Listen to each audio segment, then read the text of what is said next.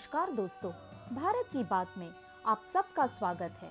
दोस्तों, महादेव के 12 ज्योतिर्लिंगों में से सबसे प्रथम ज्योतिर्लिंग माने जाने वाले सोमनाथ मंदिर के बारे में तो आप सब जानते ही होंगे।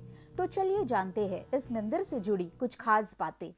सोमनाथ मंदिर भारत के सबसे प्रतिष्ठित और प्राचीन मंदिरों में से एक है, जो गुजरात राज्य में वेरावल के पास प्रभास क्षेत्र में स्थित है। इसका इतिहास समृद्ध और आकर्षक है, जो सदियों से चले आ रहे विनाश, पुनः निर्माण और आध्यात्मिक महत्व को दर्शाता है।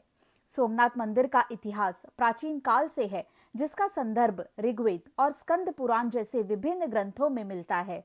मान्यता है कि यह मंदिर का निर्माण चंद्रदेव, जिन्हें सोमदेव भी कहा जाता है, उन्होंने अपने आराध्य भगवान भोलेनाथ के लिए किया था और इसीलिए ये मंदिर सोमनाथ के नाम से प्रसिद्ध है। सोमनाथ मंदिर के निर्माण के पीछे मान्यता तो अनेक है, किंतु सत्य सिर्फ एक के बारंबार आक्रमण झेलने के बावजूद सोमनाथ मंदिर की भव्यता और गरिमा को कोई नष्ट नहीं कर पाया। चलिए जानते हैं सोमनाथ मंदिर के कुछ दर्दनाक इतिहास के बारे में। सोमनाथ मंदिर इतना भव्य और समृद्ध था कि किसी भी विदेशी की पहली नजर सोमनाथ मंदिर पर ही पड़ती थी। इसी वजह से करीब 17 बार सोमनाथ मंदिर पर आक्रमण भी हुए हैं। इस मंदिर को विदेशी आक्रमणकारियों द्वारा कई बार लूटा और तहस नहस कर दिया गया था। इन विनाशकारी घटनाओं के बावजूद जब जब मंदिर को अपवित्र किया गया, तब तब हिंदू शासकों और शिव भक्तों द्वारा इसका पुनः निर्माण किया गया। सोमनाथ मंदिर पर पहली बार आक्रमण लगभग 1024 में महमूद गजनी द्वारा किया गया। मंदिर में स्थापित कई अनमोल रत्नों को लूटकर मंदिर को नष्ट कर दिया गया, किंतु कुछ वर्षों में ही गुजरात के महाराजा भीमदेव और मालवा के राजा भोज ने फिर से एक विशाल मंदिर का निर्माण किया। इस मंदिर को 1299 में अलाउद्दीन खिलजी द्वारा फिर से नष्ट कर दिया गया और एक बार फिर कुछ शिव भक्तों और राजा महाराजाओं द्वारा मंदिर का पुनः निर्माण किया गया। ये विनाशकारी फिर भी न रुके और बारंबार सोमनाथ मंदिर पर आक्रमण होते रहे। कभी 1395 में गुजरात के शासक सुल्तान मुजफ्फर शाह द्वारा, तो कभी 1412 में सुल्तान मुजफ्फर शाह के बेटे अहमद शाह द्वारा। लेकिन जितनी भी बार इन आतंकियों ने मंदिर को ध्वस्त किया, उतनी ही बार शिव भक्तों और हमारे पूर्व राजा महाराजाओं ने इस मंदिर का पुनः निर्माण किया। जैसे कि चालुक्य वंश के राजा कुमारपाल को 12वीं शताब्दी में मंदिर के पुनः निर्माण का श्रेय दिया जाता है और 13वीं शताब्दी के अंत में एक बार फिर चुड़ासमा वंश के राजा महिपाल देव के संरक्षण में मंदिर का पुनः निर्माण किया गया। हालांकि सोमनाथ मंदिर को 1706 में विनाश की एक और घटना का सामना करना पड़ा, जब मुगल सम्राट औरंगजेब ने इस पर हमला किया और इसे क्षतिग्रस्त कर दिया। लेकिन फिर भी मंदिर में श्रद्धालुओं की तादाद कम नहीं हुई। ये देखकर औरंगजेब और अधिक क्रोधित हो गया और उसने क्षतिग्रस्त मंदिर के चारों ओर अपने सैनिकों को तैनात कर दिया और आदेश दिया कि अगर कोई भी मंदिर में आए तो उसे मार दिया जाए। इससे शायद हम ये अनुमान लगा सकते हैं कि इनका उद्देश्य सिर्फ मंदिर को लूटना ही नहीं था, बल्कि कुछ और भी था। 1947 में भारत को ब्रिटिश शासन से आजादी मिलने के बाद 1950 के दशक में भारत के पहले उप प्रधानमंत्री और गृह मंत्री सरदार वल्लभ भाई पटेल जी के सहयोग और जनता के विभिन्न दान से इस मंदिर का पुनः निर्माण किया गया।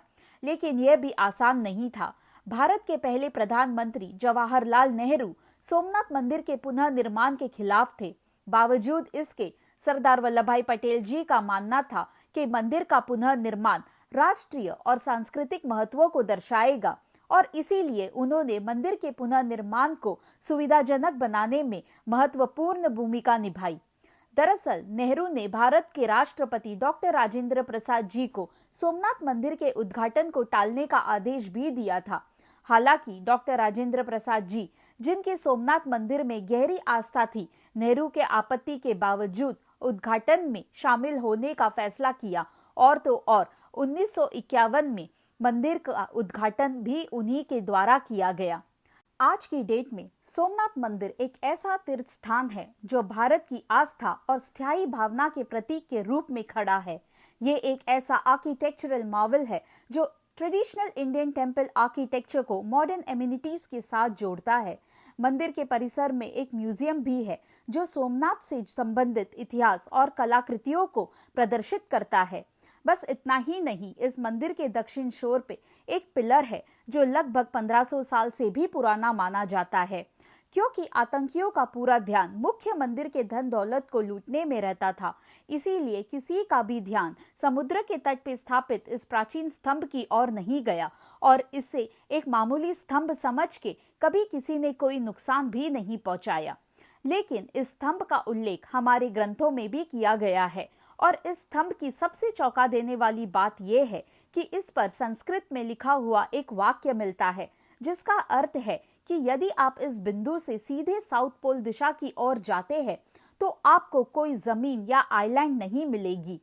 उससे भी आश्चर्यजनक ये है कि इस स्तंभ के ऊपर समुद्र की तरफ फेस करता हुआ एक त्रिशूल बना हुआ है जो गोल आकार के पत्थर के आर पार जाता हुआ दर्शाया गया है और इसीलिए इसे बाण स्तंभ भी कहा जाता है।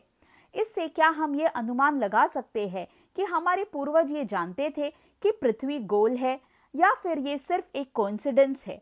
आपके विचार हमें कमेंट बॉक्स में जरूर बताएं। संक्षेप में, सोमनाथ का इतिहास विनाश और पुनः निर्माण की एक गाथा है। यह भारत की कल्चरल हेरिटेज और स्पिरिचुअल ट्रेडिशंस का प्रतीक है। ये बुराई पे अच्छाई की विजय का जीता जागता उदाहरण है। सोमनाथ मंदिर महादेव और उनके भक्तों की अटूट आस्था का प्रतीक है। हर हर महादेव।